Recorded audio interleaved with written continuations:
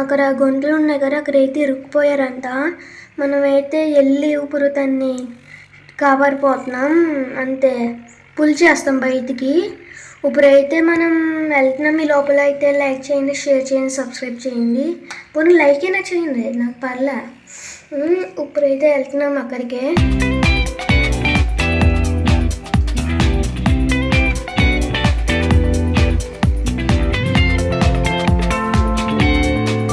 అదిగోండి రోడ్ అయితే ఎక్కేసాం.